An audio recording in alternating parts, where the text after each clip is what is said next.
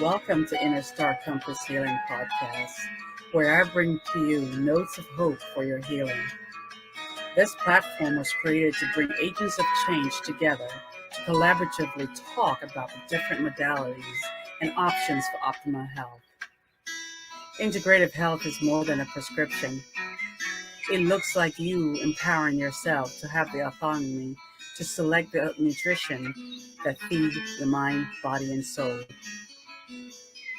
The contents on this show and website are for informational purposes only and are not a substitute for professional medical advice, diagnosis, and/or treatment. Always seek the advice of your physician or other qualified medical provider with any questions you have regarding a medical condition. And before undertaking any diet, taking any dietary supplements, exercise, or other health programs. This is Aletha Williams coming to you for another great podcast. Stay tuned. Hey everyone, this is Aletha. Welcome to another live podcast. I am so excited to have Vikki Marsh here with me. But before we start, we have to do the dance. So Vikki, first of all, welcome. Thank you. Welcome. Are you ready to do the little warm-up dance that we do? I'm ready. Okay, we gave her warning, guys. So she's aware that it's coming. Here we go.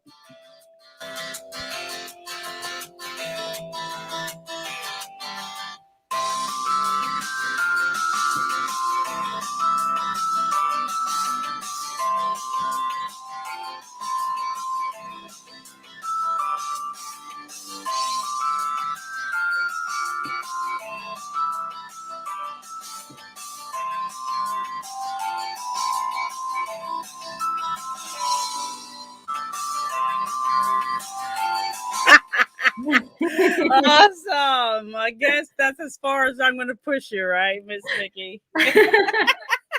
Nice Well, to have guys, you. well, you know what? I do this because when you do this little silly play, you just completely just shed all, you become a kid again and you just shed off all those anxieties about talking in front of a crowd or a video. So I do that for my own gratification and to see if you have any rhythm, Without further ado, guys, I would love to read a short bio about Vikki, and then she's going to go into more details. So, Vikki was born and raised in England, and she's currently residing in Australia. What part of Australia, Vikki? In Sydney.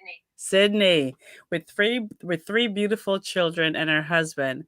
She's a transformational life coach. She works with parents who feel stuck in their current life path, feeling overwhelmed, stressed, and even burned out to reconnect with their new, true, authentic self, reigniting the dormant power that lays within us. Her goal is to empower her clients to feel responsible, energized, self assured, and totally confident for their own health and well being. She guides them to connect to their emotions and imaginations to dissolve unwanted, attached emoting codes and energetic stems. Now we're going to ask Vikki what emoting codes are, so stay tuned. She is certified in coach mastery, master practitioner of conscious hypnosis and neurolinguistic programming, which I absolutely love, by the way. She's also certified in matrix therapy and kids and parent coaching. So without further ado, please welcome Vikki into our little circle of influence. Vikki, welcome.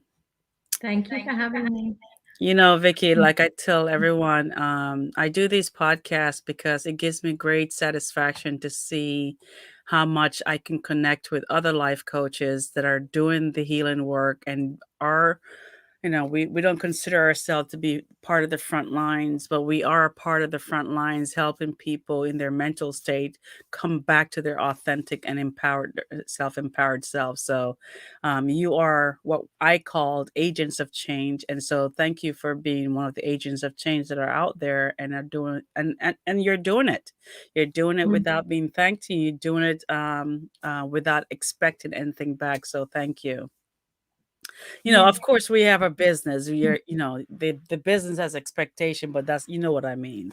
The Mm, expectation that you're expecting is that fulfillment of seeing somebody else wake up and are healed. that's Yeah. right. It's so nice to see when people actually reconnect with themselves and how that transforms their life. Oh, absolutely, absolutely. So without further ado, Vicky, can you tell us your why? Why are you doing what you're doing right now? Mm, my why is really for my kids. Like, Mm, yeah, so it's all about the next generation for me and laying a foundation and understanding and breaking those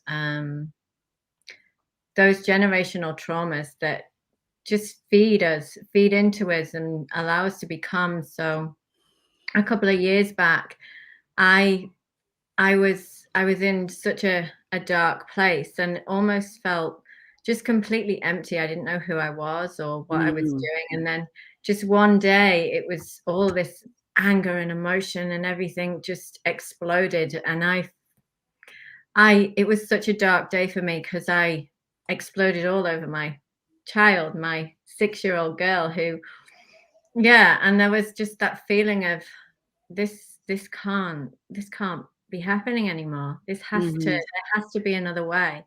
And from that moment, it was really about finding another way so that I could somehow come back to myself and I could see what was happening to my child. And so mm. it's really for me about finding healing for myself so that then passes on to her. And so really it's like I say, it's all about the next generation.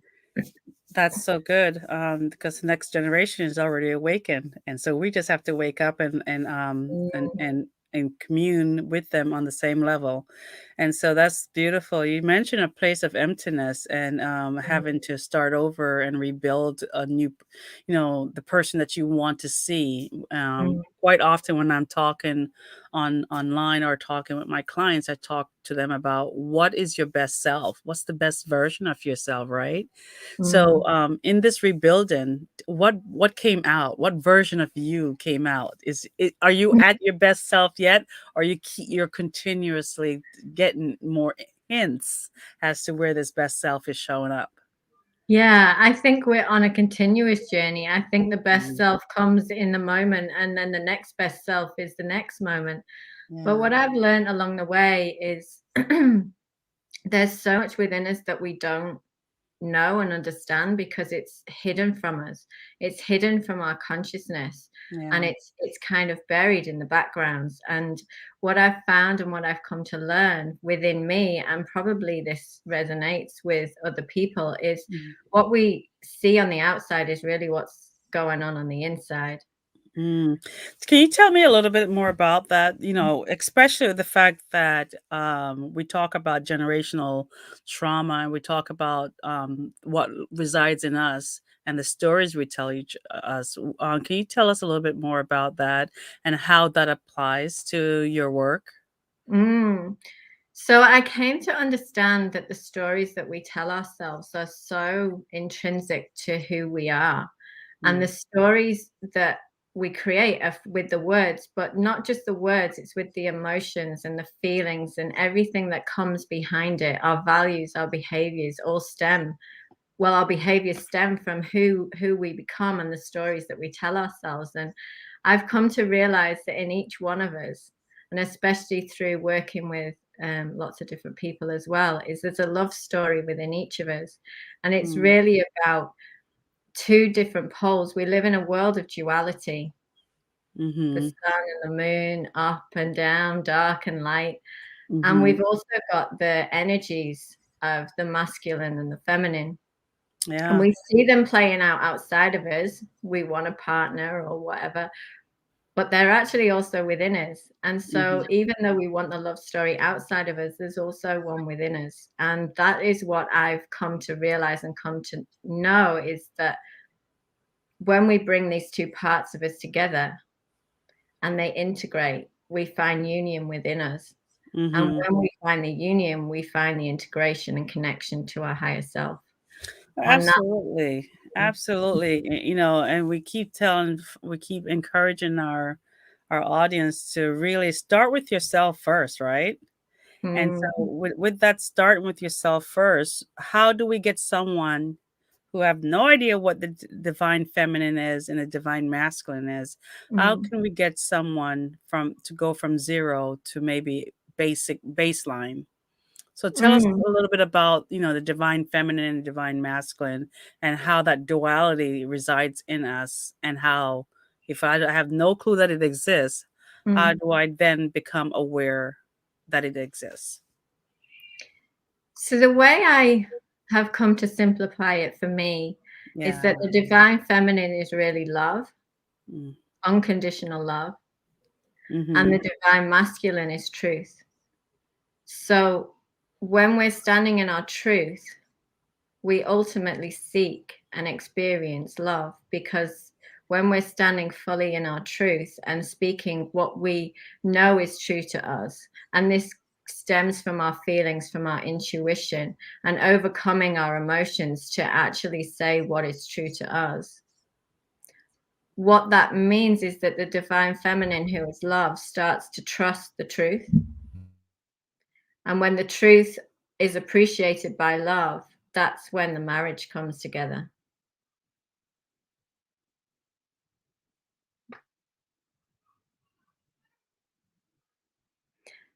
I've lost sound from you, darling. I think I put myself on mute. There you go. I can hear you again. I was saying, it is incredible how a lot of us choose not to even look and regard that duality. But I think Mm. it's really important in the fact that You've gone on mute again. something is going on with the software, almost as if somebody else is controlling this.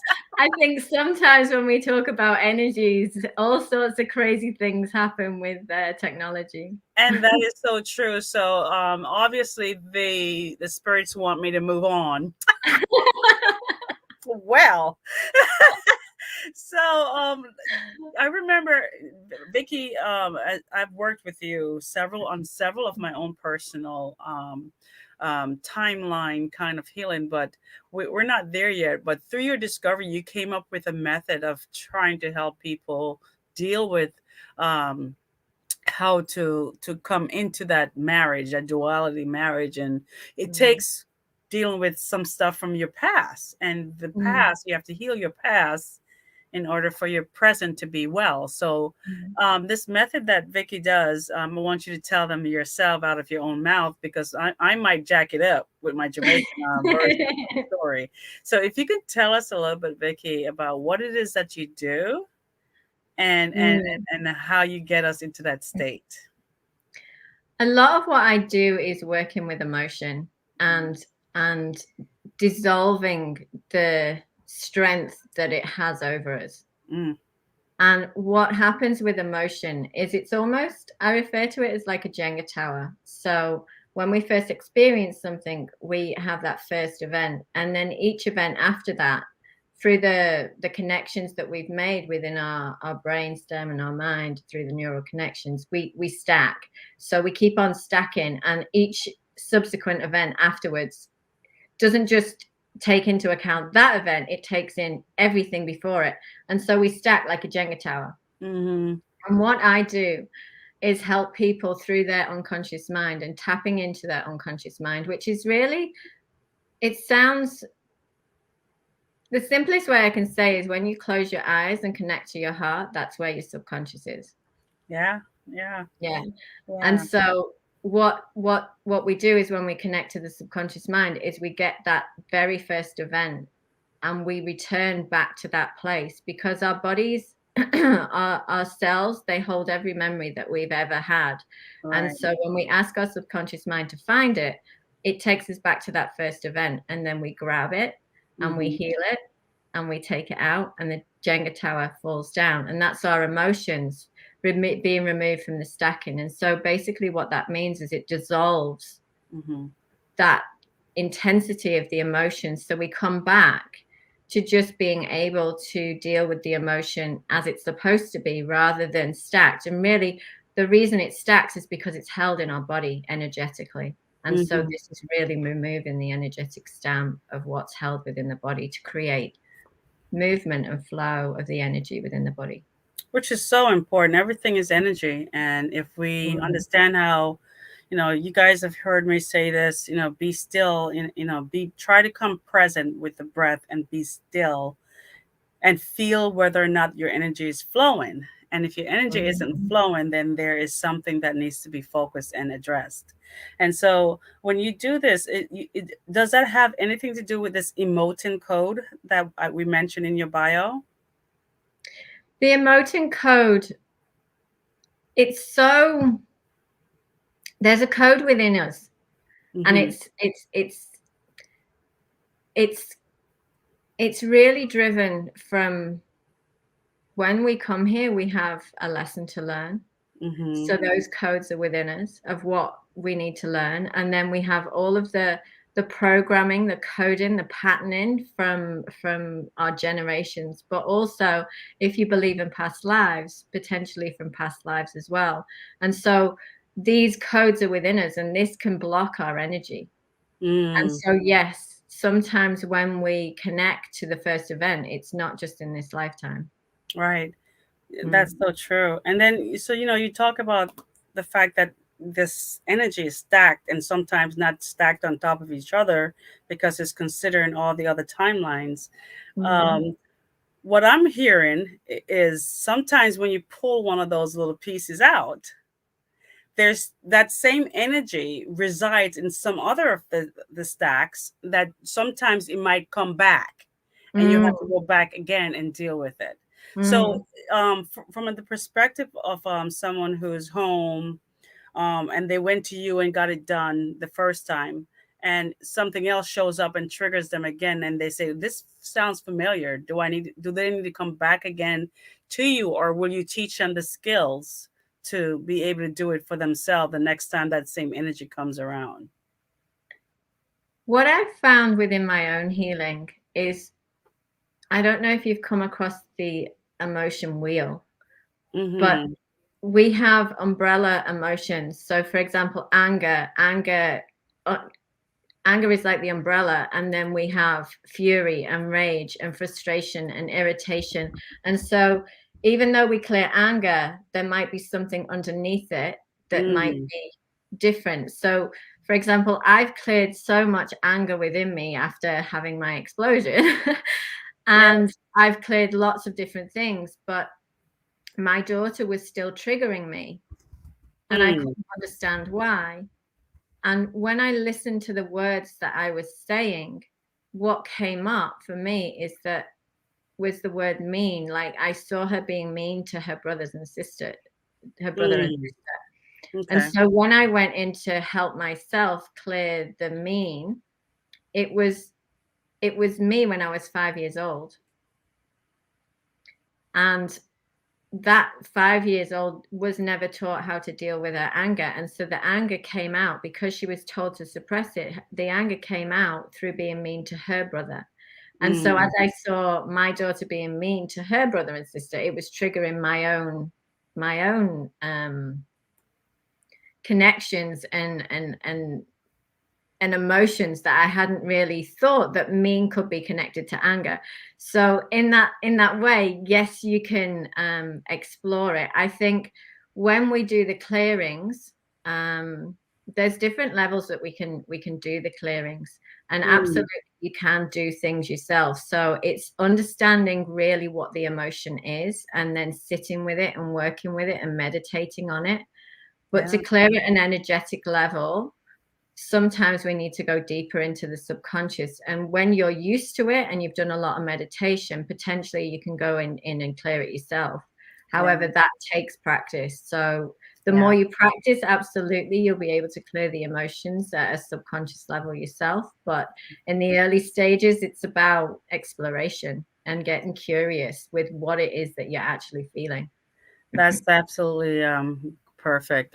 So let me share. I'm going to share my screen and see if I can show everyone this emotion wheel if I can find it again.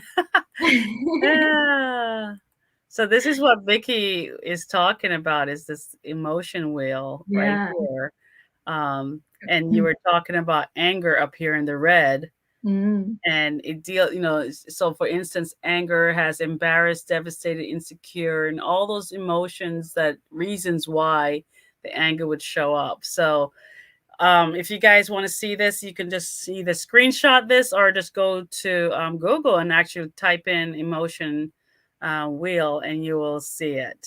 Okay, that was a good point there, Vikki. Mm. So you've worked on me a lot of times, so we're not going to talk about me, but what does NLP have to do with, is it do you incorporate your NLP with hypnosis, or is it two separate worlds? I think they merge and they collide, because really it's about, if you to really understand who we are and how we're made up of our conscious and our unconscious and our superconscious. And our conscious, we're only really conscious about, there's different percentages, but it's somewhere between 5 and 8%.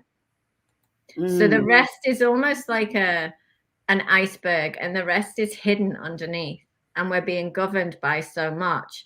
And so really, as we go about our day, if you've ever driven the car and got in the car at point A and got to point B and gone, how on earth did I get there? That's because you're thinking about something else, you're not present, and your unconscious mind has all the programming to know how to keep you safe and to get to yeah. the point B by driving the car, or by breathing, by doing all of those things. So yeah, when we talk about NLP and hypnosis, it's really about going into trance. Mm, And really we are in trance for a lot of our day. And so in those instances, hypnosis is really about going into trance, but NLP is too, to a certain degree. And NLP is really so there's lots of different elements to it. It's how we speak. So mm, that's the linguistic. The neuro is how we connect the mind to different things. And the programming is basically what we've collected along the way and what we're doing on a day-to-day basis. So it's the habits that we have. And behavior can be so difficult to change because we try and do it with our conscious mind, but really it's the subconscious that needs to learn. And so mhm. when we do any work with NLP, it's about connecting to the subconscious and moving through the gatekeeper, which is our protection, Yeah. and moving through that out of survival and into the realms of who we truly are. Mm.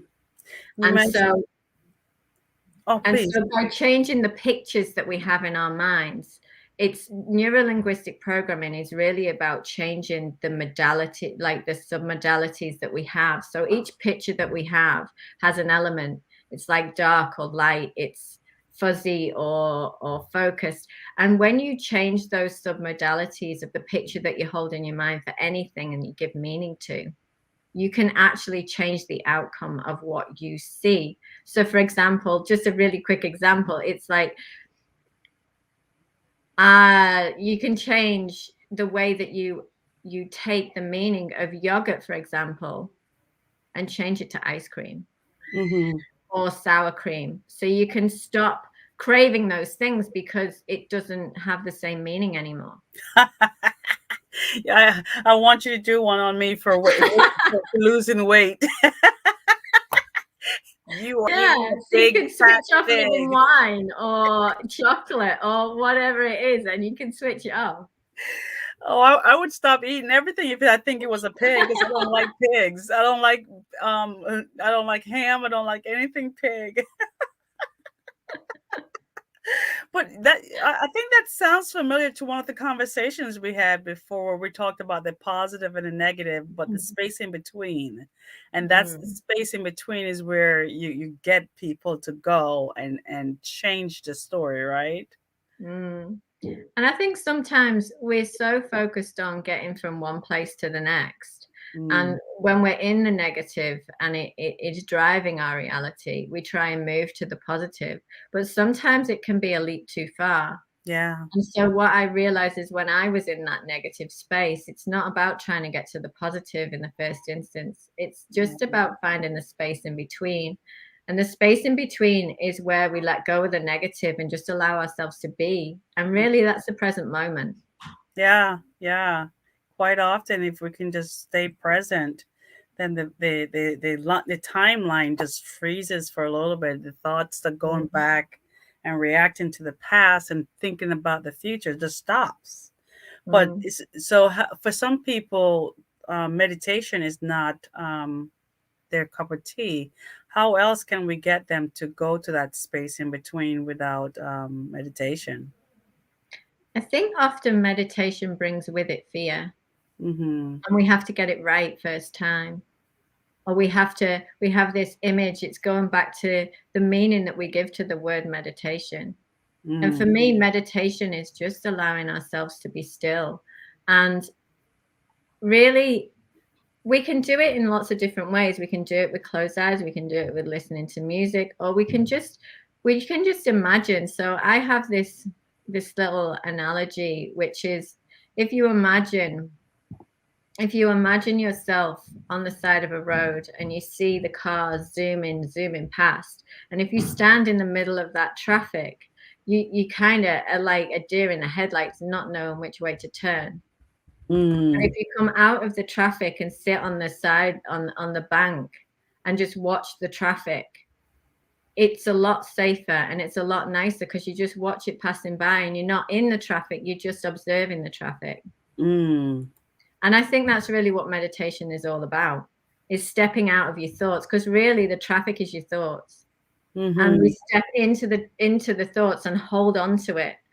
And really it's about stepping back and just observing the thoughts and just allowing them to go past. And it's only when we hold on to the thought that it starts creating a chain reaction. So the mm, more that we can understand that thoughts are just thoughts, and it's only the meaning that we give to those thoughts. And so to me, meditation is just stepping back from the traffic and out of our thoughts and just allowing them to pass.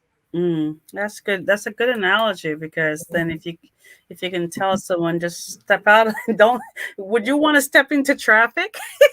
Well, that's it. It's like you're in chaos.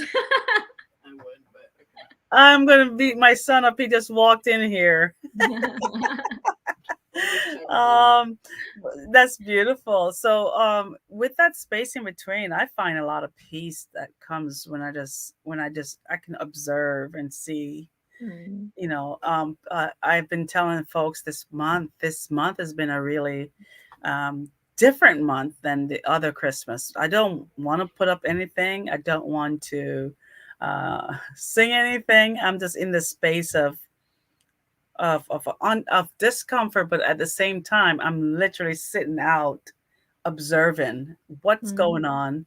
We're really, what really is coming up for me. Nothing has come up yet. I'm just like, okay, I guess I'm just going along for a ride, observing and seeing. So it does sometimes it doesn't, it might be a quick solution, but from what I'm hearing you say, sometimes you have to go back and really pull another peg from the is it a mm. jingo game.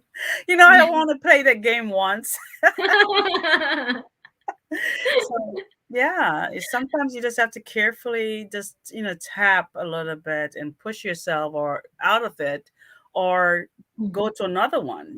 So sometimes life Mm, comes with these different points that you have to think about whether you want to go or not, or just leave it be, right? mm, mm. And So what? sometimes the way that we've pieced the puzzle together isn't the way that it's actually true and aligned to us. So sometimes we have to almost kind of go through chaos to break Mm, those pieces down and then create a new like a new picture. And I find that when that happens, then you're in that chaos of, oh my goodness, nothing makes sense. It's mm, because you're just on the cusp of a breakthrough. mm. Do you have to break down to break through? Not all the time, but Yeah. sometimes if you really not getting it, you're gonna have to break down. And sometimes, like you tell your kids, you're gonna have to learn the hard way. Uh, Yeah. so Vicky, tell us, what has this period of uh, staying at home, COVID, taught you? What experience have come up and really has opened up your eyes to something better? I think for me, it's to understand truly that when we stop and allow whatever to be, it really does flourish. It's like in nature, when we step back, when we took the planes out of the sky, when we stopped moving and having all the traffic, like nature just flourished. Mm-hmm. And I think what that taught me is that when you're in line and when you're in flow with nature, because really we are animals. Yeah. Okay, our fundamental, we're animals. If we don't feed, then we die, Yeah. and we have to honor our bodies in line with the fact that it's here on this earth and it's part of nature. It's part of the earth, and so when we fight against it, we're not in flow. Mm-hmm. But when we allow ourselves to be in line with nature and just slow down, I think COVID taught me to slow down.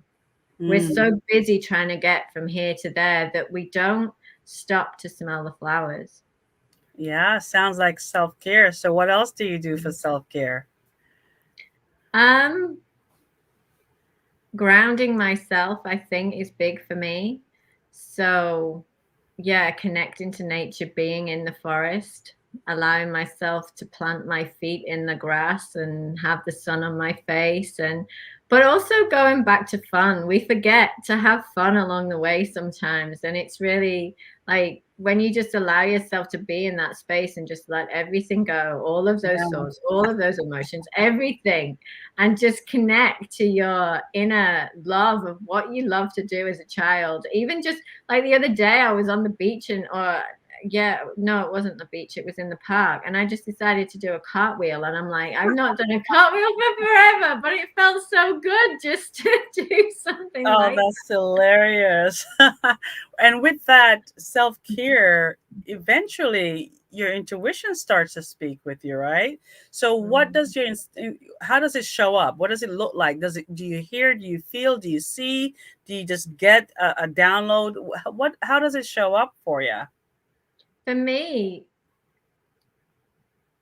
it's really about listening to my body and Mm, what it's really trying to tell me. So, what I've come to learn through all the work that I've done is when we connect to our body, truly connect to our body, and even talk to it. So, any part of our body that is causing a niggle or causing something, it's like just connect to that space, connect to that place, and it will allow you to learn lessons from it. And it's really our subconscious talking to us. yeah. So really that comes down to your intuition and finding in that moment what it's getting still and listening to it. So there's a reason why I brought this question up because when you're taking someone under hypnosis, one, you're not sleeping, right? So Mm-mm. tell us a couple of myths about hypnosis and debunk them or defunct whatever the myth is. So what are two myths that besides the fact that you're sleeping, what are two other ones without giving you the finger? I think one is that you're not in control, Okay. and the other one is that people will make you do things that you really don't want to do. Right. And the truth is that you're in control all the time. Like, and hypnosis is in different ways. Yeah. So it's not about getting on the stage and becoming a chicken. Right. Right. It's really about connecting to the deeper you and bringing out what is hidden. And when you become aware of what's hidden, it can't hide anymore. And so therefore you can do something with it, you can do something about it, because once it becomes known, you become aware.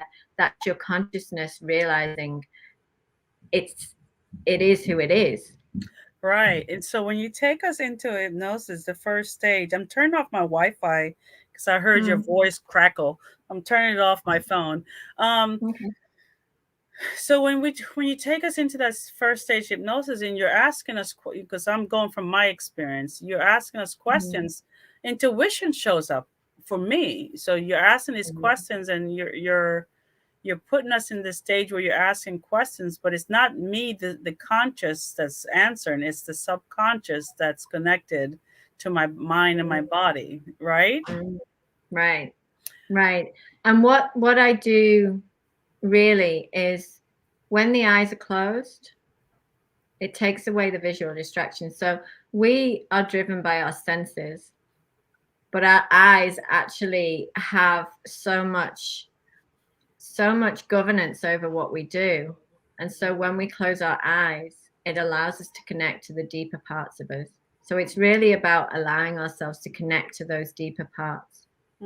Nice.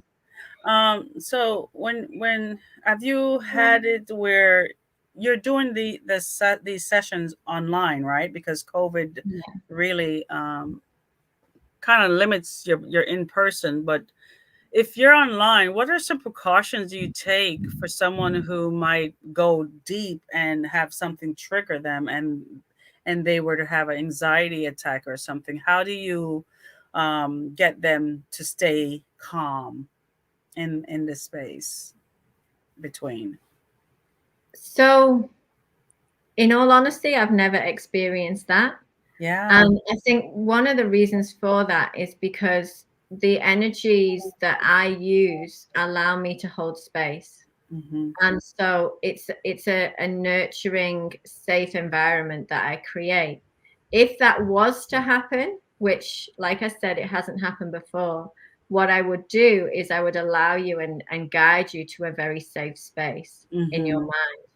And we would take you to that safe space that you create in your own mind. And I take you through breathing techniques and allow you to connect to the deepest parts of you and make you feel safe. So it's a very safe environment that is created. That's And beautiful. it's I would never take you anywhere that you didn't want to go. Right.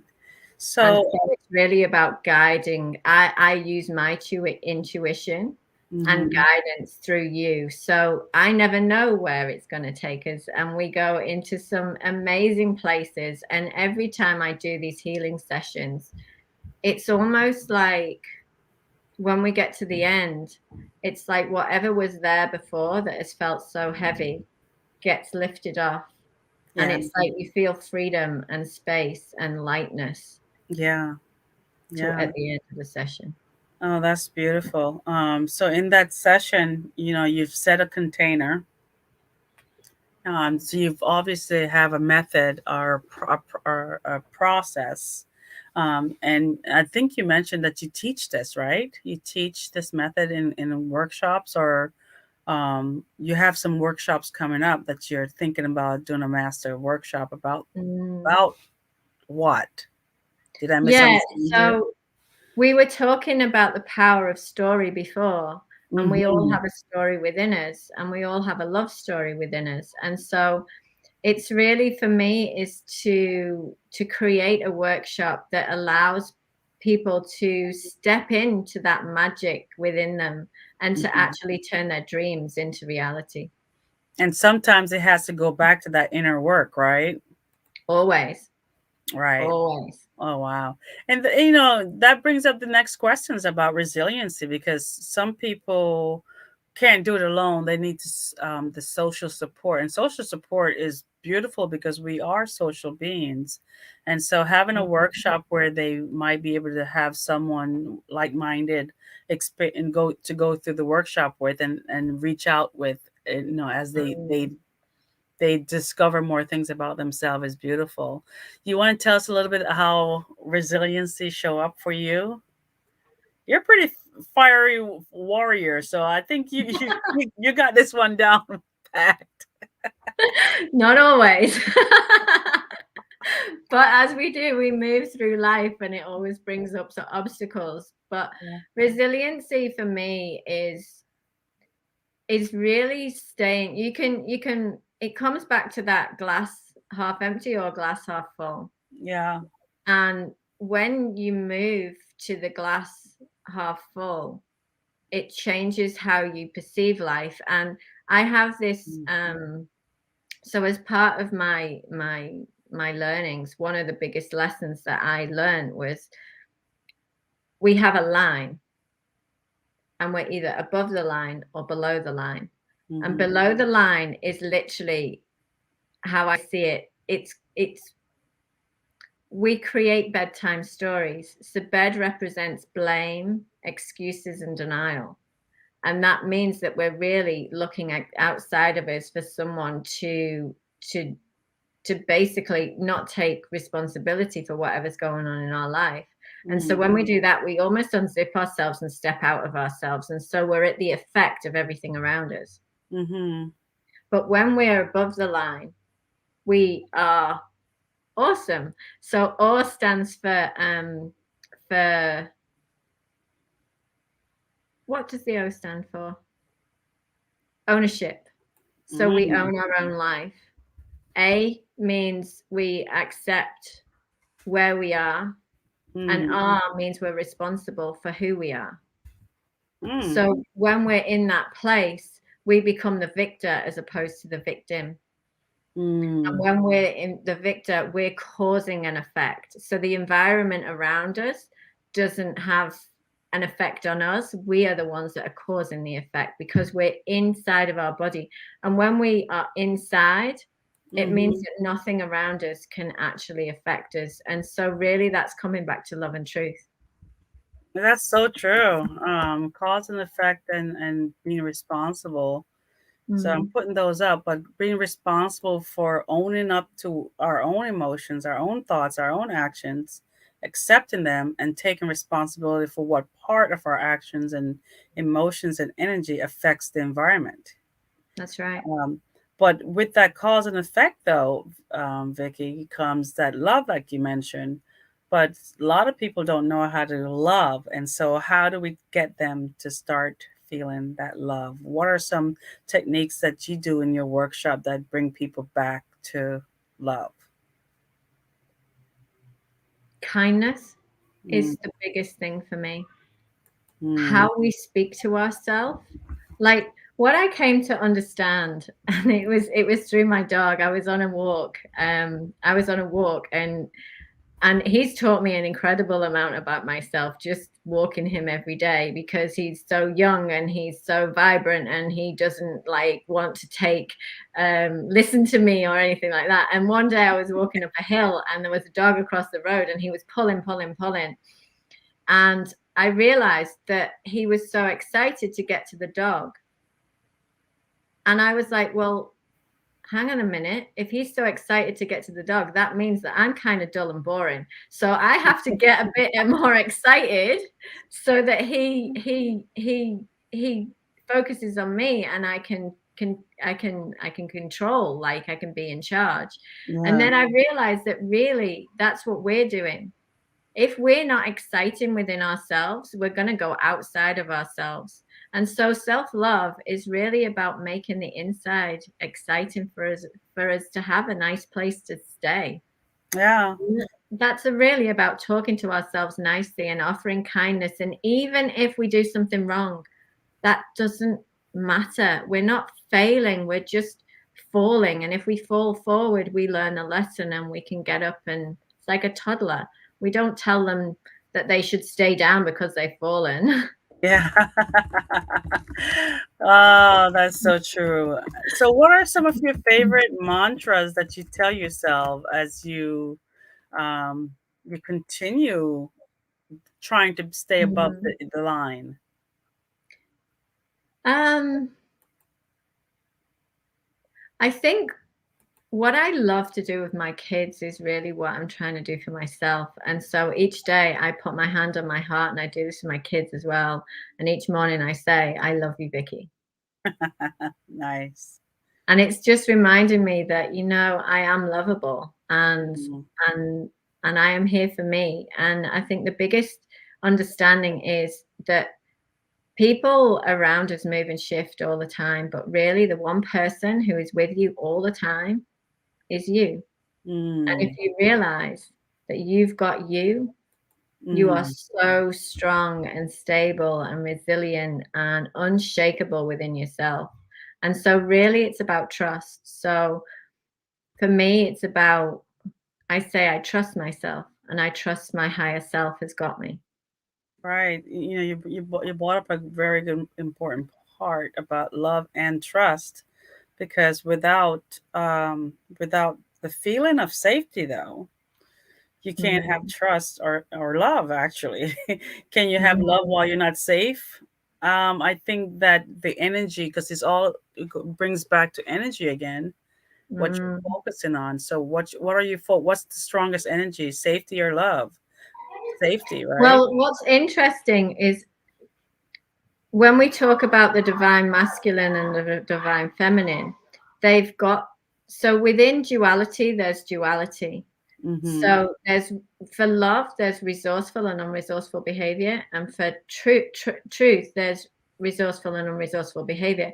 And when love doesn't feel safe, it turns to the shadow and it goes to control. So Mm, love when it doesn't feel safe, and it doesn't feel safe because it doesn't have trust in the truth, and so they so marry each other yeah, that when you're not standing in your truth, you feel unsafe, yeah. And and so, then love tries to control truth, right. So in this and so there's essence, a battle going on inside of us.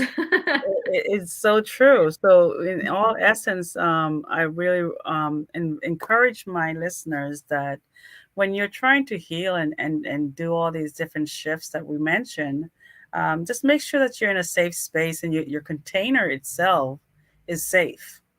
Mm. And what does your container look like? What does a safe container look like for you, Vikki? It's interesting because I never realized how much the container actually means something. And I was working with someone the other day, just a new client, and Yeah. she had been doing an exercise where she saw the container, and so she'd actually created this visual on a piece of paper, and it was just this jar that she saw herself, and she'd Mm, only written the bottom, like she'd only put like a couple of things in the bottom of it. yeah. And by the end of our session, we I don't even know what happened in the session. It kind of, but she realized that she was in control of herself. And so by that week, she went away and filled her container of everything that meant something to her, all of her values, all of what she wanted to be.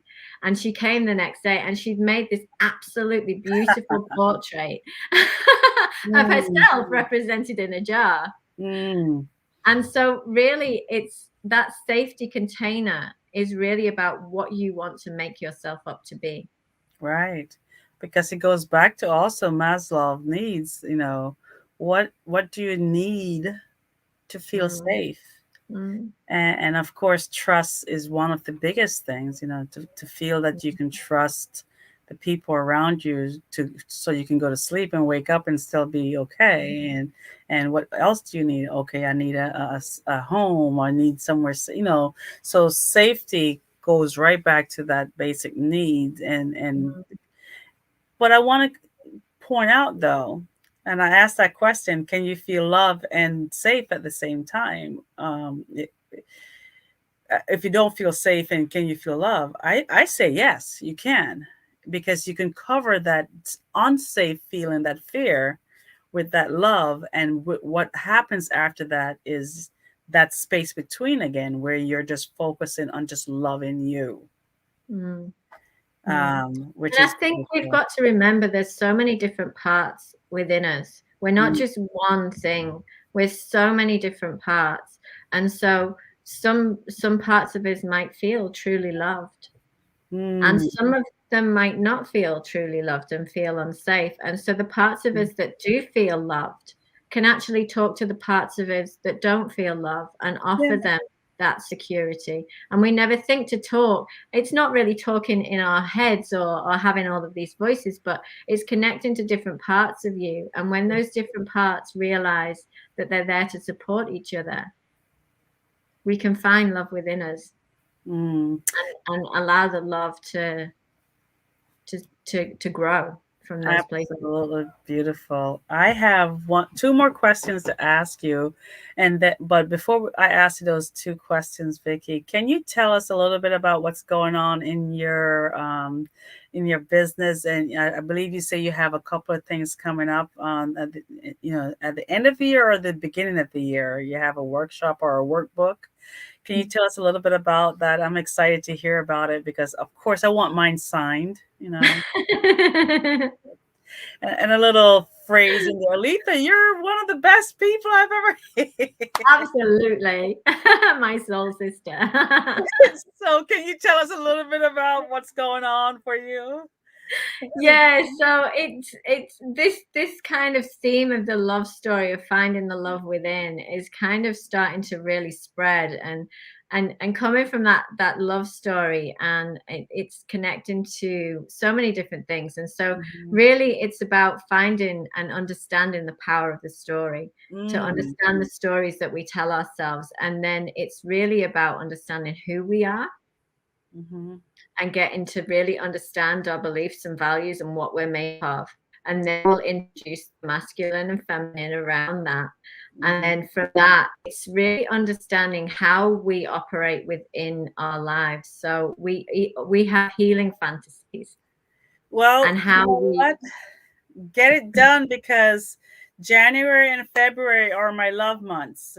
So I want to see if I can incorporate some of those things that are coming out of your workbook. mm, And I will definitely advertise it on my website and also in my page for folks. But I definitely want to bring some of that stuff into question. I might even invite you to come join me when I interview. So once a week I'll be interviewing a couple. I have mm, high regards for them going through the thick and the thin in their marriage and making it work and working through all, whether they stay together or not stay together, but they did it in a way that was consciously respectful and meaningful with love. And so that will be in January, and mostly in January and February into you know, February 12th. What is it, 14th? mm. Valentine's Day? Valentine's February, Day, February February 14th. 14th. Yeah. So it will end in February 14th. So it'll be really cool to see your workbook. So please Mm. let us Mhm. know when it comes through. Yeah, I will. Yeah.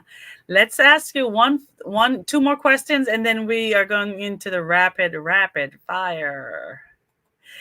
How do you live your authentic life? Ooh. How do I live my It's really about walking my walk and talking my talk. So Mm. authenticity comes from being true to who you are, and I think it's really about connecting to that truth and Mhm. really connecting to the truth of what I want to do and how I want to bring myself to the world. And to be authentic for me is living outside as you live within. And so I'm me no matter where I am, or Mm. at least I try to be. Sometimes we're affected by the energies around us, but as authentic as I can, I am just me wherever I am. Mm. That's beautiful. So, what's one advice would you like to leave us with before we go into the rapid questions? Mm, yeah, I think it's back to that space between that we talked about before. If you Mm. find that space in between, that's where the beautiful present moment is. It's where peace resides, and if you can connect to that place and bring that into your life a lot more, Mhm. then life really does transform. So true. So beautiful. Okay, I'm going to give you the instructions about this rapid questions. I'm going to give you two words, and the first thing that you intuitively cling to That's the word you're going to use. No thinking, no rolling your eyes left and right, no putting your hands on your face saying, being what's the the thinker? That part of it, that's a part. None of that, okay? So it's an easy question. It's just for fun. I collect this questionnaire, and then at the end of the year, I'm gonna make a pie chart. Actually, I hope I can because I might be doing surgery next week. So at the end of the year, I'll be doing a pie chart, and the pie chart will just tell us exactly what the majority of you guys selected.